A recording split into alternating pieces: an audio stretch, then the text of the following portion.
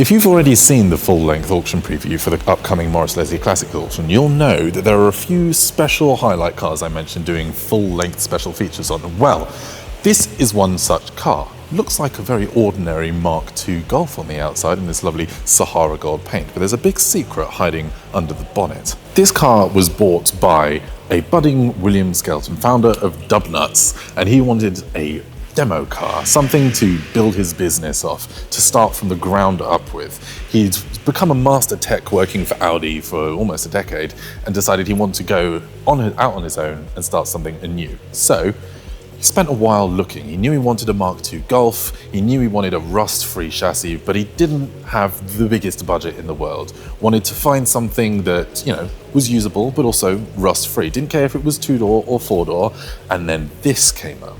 It was all the way down on the south coast, but the only problem was our boy William lived in Fife. So it would have been probably about a 16-hour round trip to go and just look at the car without even having decided whether he wanted to pick it up or not yet.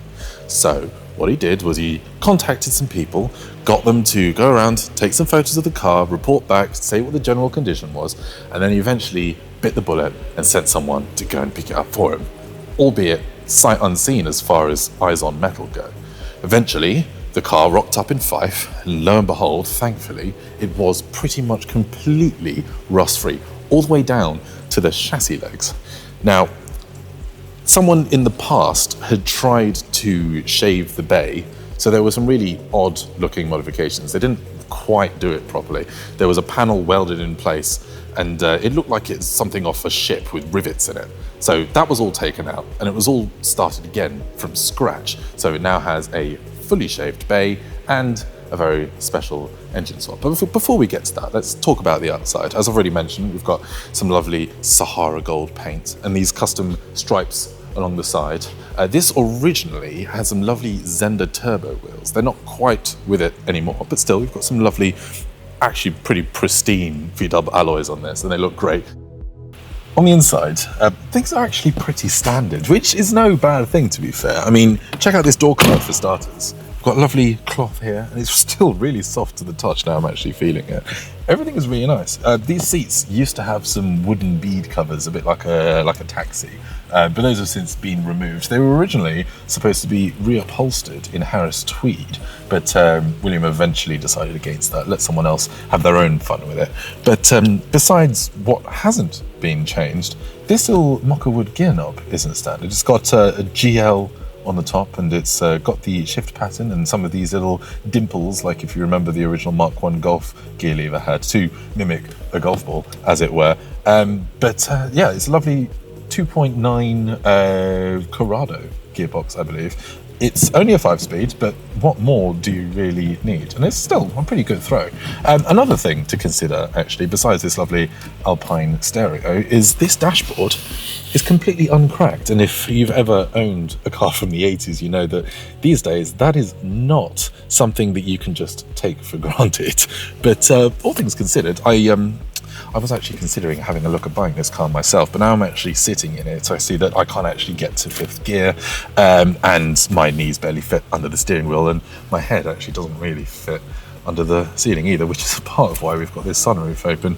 But it is a crying shame. But the actual party piece is, or should I say the elephant in the room, or better yet, the elephant under the bonnet, is that 3.2 litre VR6 out of a TT. So let's take a look at that, shall we?